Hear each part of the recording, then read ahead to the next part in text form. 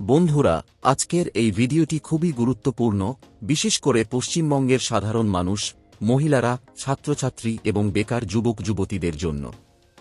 কারণ অনেকের মনেই একটা বড় প্রশ্ন ছিল, সরকার বদলালে কি আগের সব সামাজিক প্রকল্প বন্ধ হয়ে যাবে? আপনারা যারা লক্ষ্মীর ভাণ্ডার, যুব সাথী, বার্ধক্য ভাতা, কন্যাশ্রী বা রূপশ্রী প্রকল্পের সুবিধা পাচ্ছেন, তাদের মধ্যে অনেকেই চিন্তায় ছিলেন, এই টাকা কি আর পাব? কিন্তু এই সমস্ত জল্পনার অবসান ঘটিয়ে নতুন সরকারের প্রথম ক্যাবিনেট মিটিংয়েই বড় ঘোষণা করা হয়েছে। মুখ্যমন্ত্রী শুভেন্দু অধিকারী জানিয়েছেন যে আগের সরকারের সময় থেকে চালু থাকা কোনো সামাজিক প্রকল্প বন্ধ করা হবে না। অর্থাৎ সাধারণ মানুষের জন্য যে সমস্ত প্রকল্প চালু ছিল সেগুলো আগের মতোই চালু থাকবে। তবে টাকা দেওয়ার নিয়মে কিছু পরিবর্তন হবে। কি এই পরিবর্তন, তা দেখার জন্য ভিডিও শেষ পর্যন্ত দেখতে থাকুন। এখন এক এক করে সহজ ভাষায় পুরো বিষয়টা আপনাদের বুঝিয়ে দিই। প্রথমেই আসি লক্ষ্মীর ভাণ্ডার প্রকল্পের কথায়।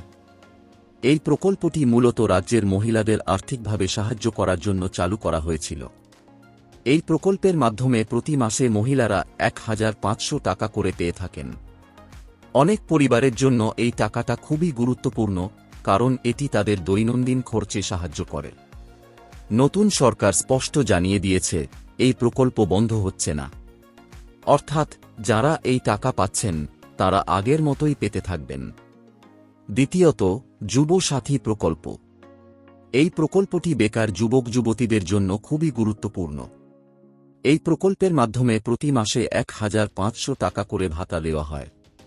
অনেক যুবক যুবতী এই টাকার ওপর নির্ভর করে নিজেদের ছোটখাটো খরচ চালান বা ভবিষ্যতের প্রস্তুতি নেন। এই প্রকল্পটিও বন্ধ হচ্ছে না। নতুন সরকার এটিও চালু রাখার সিদ্ধান্ত নিয়েছে। তৃতীয়ত, কন্যাশ্রী প্রকল্প। এই প্রকল্পটি মূলত মেয়েদের পড়াশোনা চালিয়ে যাওয়ার জন্য উৎসাহিত করতে চালু করা হয়েছিল। এই প্রকল্পের মাধ্যমে স্কুল বা কলেজে পড়া মেয়েরা এককালীন ২৫,০০০ টাকা পেত। এই টাকা অনেক মেয়ের উচ্চশিক্ষার পথে সাহায্য করেছে। এই প্রকল্পটিও আগের মতোই চালু থাকবে বলে জানানো হয়েছে। চতুর্থত, রূপশ্রী প্রকল্প। এই প্রকল্পটি আর্থিকভাবে দুর্বল পরিবারের মেয়েদের বিয়ের সময় সাহায্য করার জন্য তৈরি করা হয়েছিল। এই প্রকল্পের মাধ্যমে এককালীন ২৫,০০০ টাকা দেওয়া হয়। অনেক পরিবারের জন্য এই সাহায্য অত্যন্ত গুরুত্বপূর্ণ। নতুন সরকার এটিও বন্ধ করছে না। এছাড়াও বার্ধক্য ভাতা, বিধবা ভাতা এবং অন্যান্য সামাজিক ভাতা, এই সব প্রকল্প চালু থাকবে। অর্থাৎ যারা এই ভাতাগুলো পাচ্ছেন তাদের চিন্তার কোনো কারণ নেই। আগের মতোই সমস্ত প্রকল্পের টাকা পাবেন। এখন প্রশ্ন হল, যদি সব প্রকল্পই চালু থাকে তাহলে নতুন কি পরিবর্তন আসছে? এখানেই আসছে সবচেয়ে গুরুত্বপূর্ণ বিষয়। সরকার জানিয়েছে, প্রকল্পগুলো বন্ধ না হলেও টাকা দেওয়ার পদ্ধতিতে কিছু পরিবর্তন আনা হবে। আগে যেভাবে টাকা দেওয়া হতো, এখন তার পরিবর্তে নতুন নিয়ম চালু হতে চলেছে। এই নতুন নিয়ম হল ডিবিটি বা ডাইরেক্ট বেনিফিট ট্রান্সফার। এখন সহজভাবে বুঝিয়ে দিই ডিবিটি কি।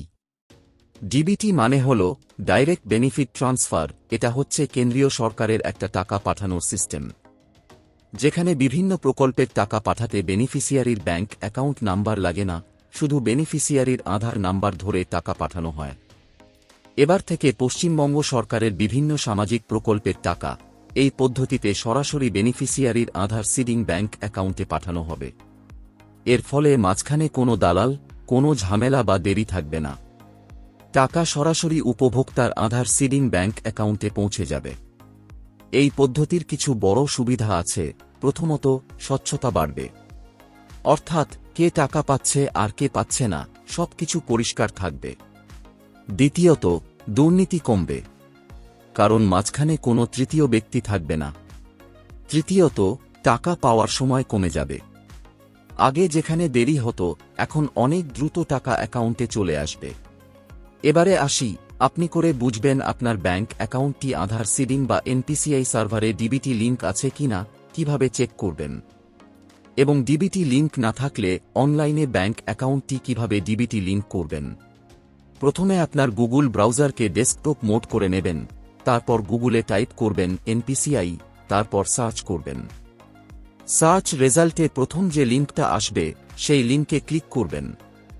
লিঙ্কে ক্লিক করার সঙ্গে সঙ্গে ন্যাশনাল পেমেন্ট কর্পোরেশন অফ ইন্ডিয়ার অফিসিয়াল পোর্টাল ওপেন হয়ে যাবে। পোর্টালের লিঙ্ক ভিডিও ডিসক্রিপশনে দেওয়া আছে, লিঙ্কে ক্লিক করে ডাইরেক্ট এই পোর্টালে আসতে পারবেন। পোর্টালে আসার পর কাস্টমার অপশনে ক্লিক করে ভারত আধার সিডিং এনাবেলার অপশনে ক্লিক করবেন। ক্লিক করার পর একটা নতুন ইন্টারফেস আসবে এবং ডিবিটি স্ট্যাটাস চেক করার অপশন পাবেন এবং ডিবিটি লিঙ্ক করার অপশন পাবেন। আশা করি এই ভিডিওটির মাধ্যমে আপনাদের পশ্চিমবঙ্গে চালু হওয়া বিভিন্ন সামাজিক প্রকল্পের নতুন আপডেট সম্পর্কে কিছুটা হলেও বোঝাতে পেরেছি। যদি আপনারা আরও কিছু জানতে চান বা কোনো প্রশ্ন থাকে তাহলে নিচে কমেন্ট বক্সে কমেন্ট করতে ভুলবেন না। ভিডিওটি যদি ভালো লেগে থাকে তাহলে লাইক, শেয়ার এবং চ্যানেলকে সাবস্ক্রাইব করতে ভুলবেন না। এই ভিডিওটি এতক্ষণ দেখার জন্য আপনাকে অসংখ্য ধন্যবাদ।